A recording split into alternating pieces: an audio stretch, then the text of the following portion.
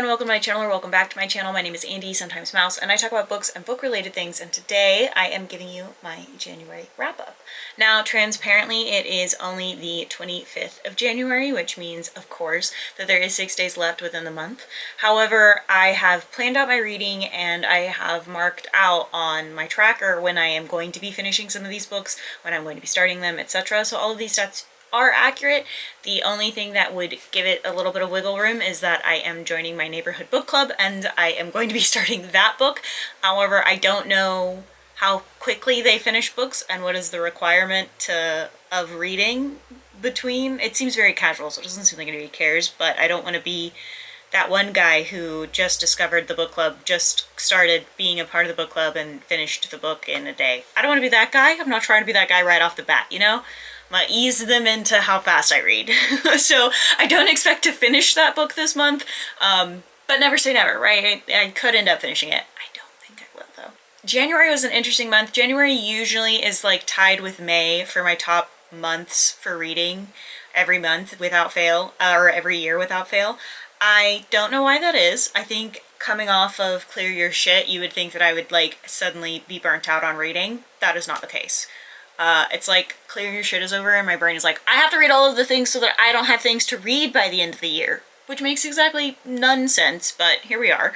I did enjoy most of the books that I read this month. I had a lot of really good books. I also had two really, really bad books, which we will talk about. I did narrow my top books down to just two, and I think that that's kind of what I want to do going forward, is to have two top books, and if I have two bottom books, then I'll mention the two. If I just have one, then you'll just get the one. I try not to be too negative on books. Obviously, books are subjective, and I love to rant and rage, but I don't want to like hound down, especially on like indie books and that kind of thing. So I will at the very least try to be clear when I like point out maybe this book wasn't for me, or do I genuinely think this is a bad book. I'll try. Does that mean I'm gonna remember to do this as of next month? We'll see. I did make a note of it, like as these are the things as I'm filming, like this is what I would like to do, but we'll see if that's what happens. What else? I think that's it as our like housekeeping. As always, please don't hold yourself to any kind of standard. If you read one book a month, great. If you read 100 books a month, great. Whatever, one book a year, awesome. At least you're reading. That's kind of my mindset. So please don't hold yourself to the standard of my reading. And all opinions are obviously subjective. You can't have an objective opinion about a book, I don't think. I could be wrong about that. Nobody argue with me in the comments, y'all. I don't have the spoons. I just don't. Alright, let's get into the stats though. I will be putting them here in text form, as always. For the total amount of books read, it was 33. For pages read, it was 3,859. And if you are new here, I only count the pages of books that I actually read with my eyes. Audiobooks, I don't count the pages. I only count the pages for books with pages. For hours read, it was 215 hours and 41 minutes, which if you put that into days, that would be 8 days, 23 hours and 41 minutes. My average pages read per day was 129.5, which is high for me. I was reading really fast this month. I don't know what was going on with me. And my average hours listened per day was 6 hours and 38 minutes. And also, if you're new here, I listen to audiobooks between 2 and 3 times speed. So it's more like 2 hours a day rather than these 6. I do put the full audiobook time in, because doing the math of like, because I don't always do 3 times speed. Sometimes I do 2.5, 2.2, 3.2, like and so I'm not doing all of that math to give you hyper accurate numbers. That would be absurd, and I am not quite at that level. My average rating for this month was a 3.5. As I am using this book journal, I am finding myself much more honest about my call pile. Call pile made me honest in general. It made me a much more honest reviewer, because I review for my experience and how I experienced a book. And it used to be really hard for me to differentiate between my initial feelings about a book and how I actually felt about a book. Like if I broke it down how I actually felt about a book, and Call Pile helped a lot with that. doing it here because this is like my unfiltered review journal. Like, this is where I get to put all of my little unfiltered bullshit thoughts, right? One of my reviews said bitch in all caps, and I almost left it. It just said bitch. Another one said, but what if we killed all of the men in this book, though? Smiley face. That was the review. So it is just my, goodbye. It is just my unfiltered thoughts, and so that is allowing my caw pile to be more honest about those things. So it will be interesting to see what my reviews look like.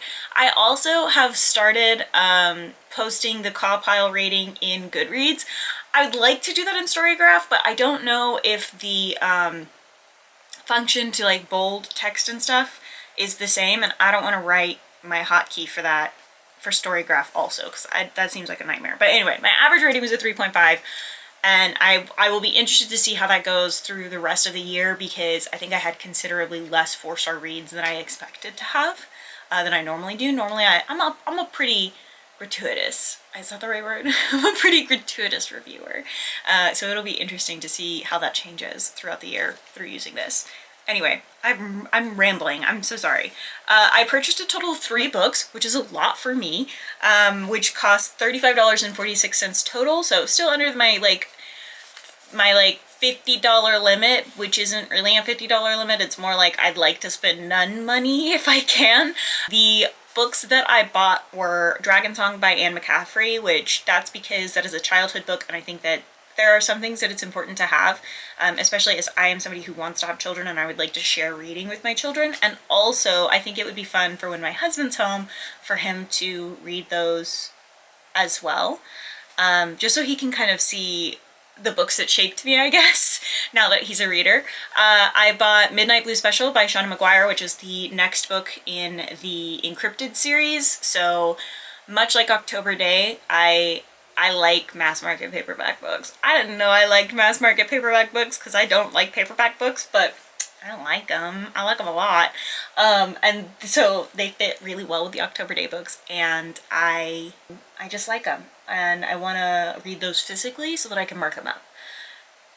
And then the next one was Defiant by Brandon Sanderson, which is the 4th book in the Skyward series. And I got that because I had the whole trilogy. So I'm not validating my purchases to y'all. I'm just explaining why my like thought process behind purchasing books. Because I feel like that's important. I feel like it's important to know why I buy the books I buy, especially when I'm so adamantly against purchasing unnecessary books, especially when I have as many books as I do. I think that at a certain point it's excessive, although I love my books and I love having them. So it's, how do I explain this? It's like important to me to have books that I love in my library rather than books that I just don't care about in my library. Does that make sense? I don't know. I'm rambling though, sorry. Maybe I'll do a video explaining my like thought process behind purchasing books. Maybe. I don't know. Would you be interested in that? Let me know in the comments down below. I checked out a total of 17 library books, and I reread a total of 11 books, which is a lot of rereads. And a lot of them were the Skyward series. Like 6 of them were the Skyward series, so at a certain point I was like, why did I opt to reread 2 different series in one go? I think this is a nightmare. For those books, 20 of them were audiobooks, 8 of them were ebooks, and 5 of them were physical books. That's my pretty normal split. I read 21 adult books, 10 young adult books, and 2 middle grade books. For my genre breakdown, which if you guys also don't know, that is a part of my book blanket, which that video should have come out at some point. I don't know when, at some point though. But I read 11 sci-fi books, 8 fantasy books, 5 thriller, 4 horror, 1 classic, and 4 non-fiction books. I didn't expect sci-fi to be my like winner of the month, like my top genre of the month. I'm not a sci-fi reader, so that was kind of a surprise to me. Yeah, I really didn't expect that. Alright, let's talk about the best and worst books of the month, which is my personal favorite part of doing my wrap-ups. I'm gonna move because I don't have to put stats over there anymore. Alright, let's get comfy so I can talk about some stuff. My top 2 books, and they are, I think, the only 5-star reads I have this month. And they're both things that Ozzy, one of them Ozzy highly recommended, and the second one Ozzy and Art both highly recommended, and they were right. So the first one is What Lies in the Woods by K. Dallas Marshall. First off, K. Dallas Marshall always writes real stressful books. High stakes, super stressful. I love that. It's so fucking stressful. There were also some really, really solid quotes in this book, which I think to me, if I'm writing down or like I'm finding things to highlight pretty consistently throughout your book, then you're a solid prose writer. Does it necessarily mean that you're good with plot or character development or anything like that? No. I've read plenty of books that the prose was incredible, but everything else fell apart. But K. Dallas Marshall manages to have high stakes, really well thought out plot, super interesting plots, interesting characters that feel well developed, and their methods and stuff make sense to me. And like at the end, you feel satisfied by the ending, unlike some books that I'm going to talk about today. And I think the combination of the two is just really impressive to me because I feel like you don't generally get both. You don't generally get to do both. I don't know how else to explain it, but it was a 5-star read. Interestingly enough, I just watched the Behind the Slender Man, I think that's what it's called, documentary from HBO, which is from 2017. So it was pre those two young women getting sentenced. If you don't know what that is, look it up. I'm not going to talk about it on YouTube, but and I feel very much like this has that inspiration behind it. Our main character almost was murdered and then survived. She thinks it was this one killer, and like that's the story they've had this whole time, and the killer got put away. And then it turns out that like maybe that wasn't the case, and maybe they'd been trained. And you just kind of, there's an interesting breakdown of what happens. And I also liked the way that it showed all of the different ways that trauma can affect individuals, and it is messy and dirty and not cool a lot of the time, and it is what it is, and you know, you just kind of live through it even with therapy, and I had to appreciate the realness of that. It was a solid 5-star book. Then we have God Killer by Hannah Kaner, which is the book that I wrote, bitch. Like, I was like, bitch! And then I almost left it. I think my official review is like, I just had a lot of fun reading this book. And I don't feel like a lot of books are fun anymore, or I feel like I'm pickier about them, and so I'm just like, bored. I don't know, but I had so much fun listening to this book. I'm nervous about the sequel, because I feel like I have really bad luck with sequels, so I'm hoping that it's good. And it comes out next month, so I'm nervous, y'all. I guess by the time this video comes out, it might be out already. I don't know.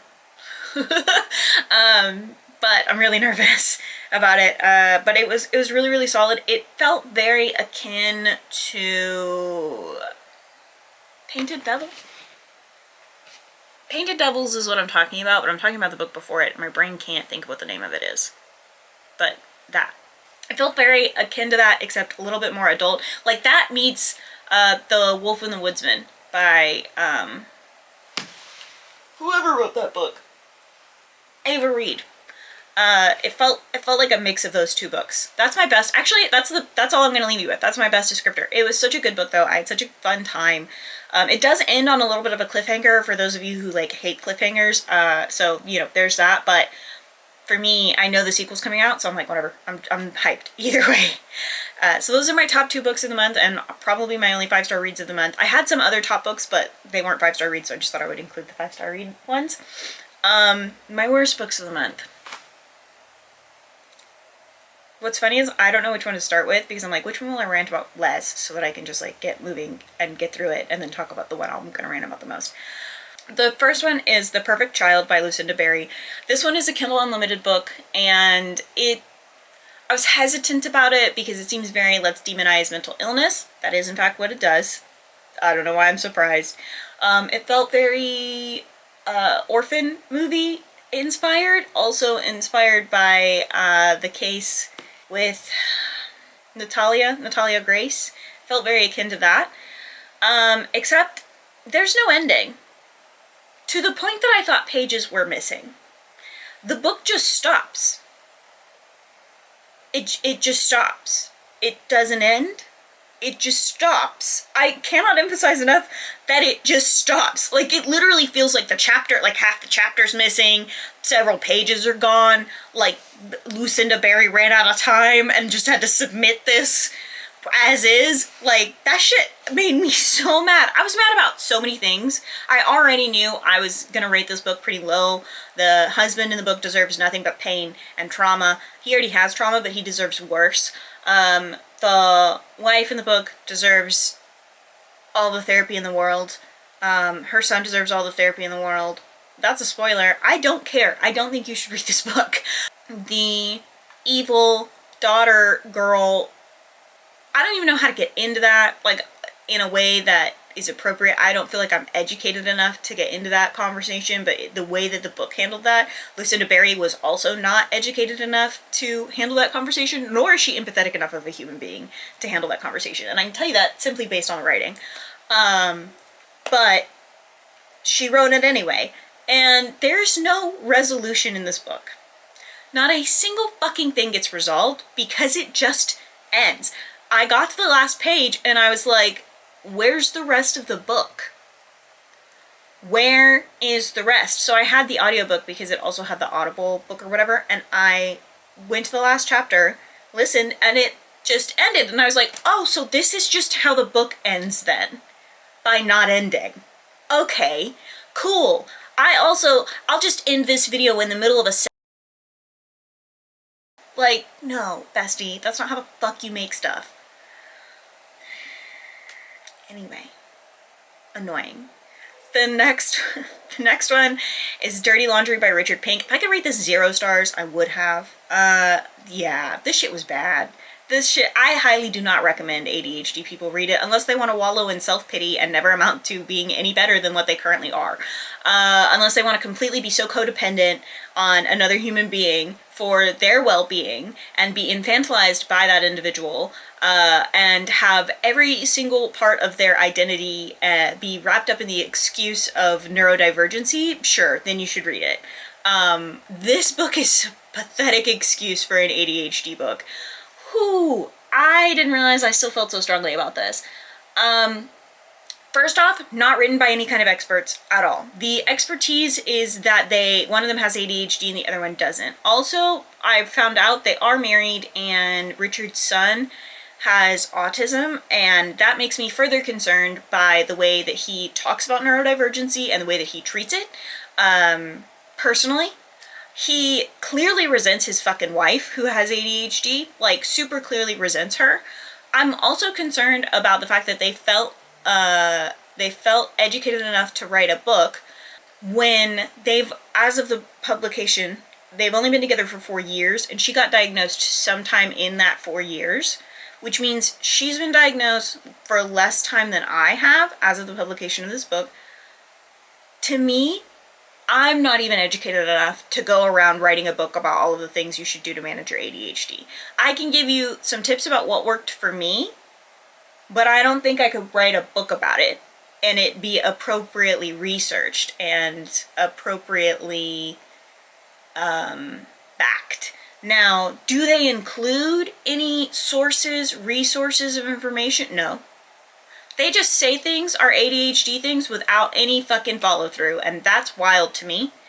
No, I don't actually think that my spouse should have to tell me I smell bad because I cannot take care of my own hygiene. When my husband lived here, did he help me remember to brush my teeth? Yes. Yes, he did. Did I recognize that that was still my own responsibility at the end of the day? Yes, I did. That's it. Your partner can help you when you're neurodivergent, for sure. I think asking for help is totally fair, but shifting the entire responsibility of your well-being as a human onto another human is not appropriate. I think shifting all of your personal responsibility onto your neurotypical partner is a lazy choice. Editing Andy here. I want to make it very clear that what I'm actually saying here is that I think that it is that you can have ADHD and also choose to be lazy in some instances, and that some things are just choosing to be lazy. I'm not talking about like when you have ADHD and it's too hard to move or do something or like be functional. I'm not saying that. I'm saying that like when you are actively choosing to shift your responsibility onto somebody else and you're refusing to create systems or work with somebody to work with you within systems, that is codependent and it feels lazy to me. That's what I'm saying. I don't know how else to word this, so please don't bite me. I'm not calling ADHD people lazy. I'm just saying that this felt like a lazy choice for advice. Okay? Thanks. Refusing to put in systems and figure out systems that work for you, and giving up and essentially just letting your partner infantilize you and resent you and take charge of taking care of you entirely, 100% entirely. I think that's inappropriate. I think it's codependent, and I don't think it's sustainable.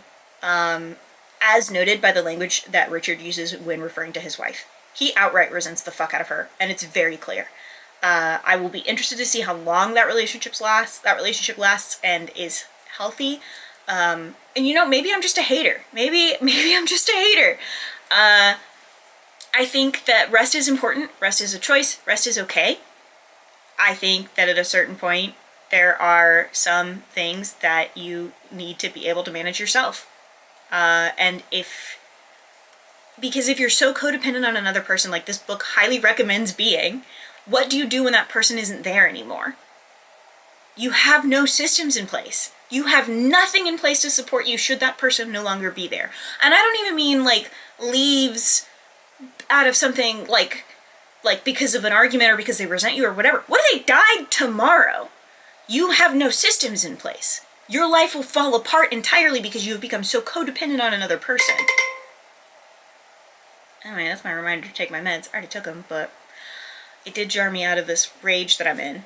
And all of that is opinion and subjective. I think that this book encourages being codependent in an unhealthy way. And I think that saying things like, if she hadn't gotten her ADHD diagnosis, we wouldn't be together anymore. I don't think that's appropriate. I think that it's really negative. I think that if I read my partner saying that, it would break my heart into a million pieces. It would shatter me. I would be devastated to find out that my partner wanted to leave me, but didn't because I was diagnosed with ADHD. That would kill me.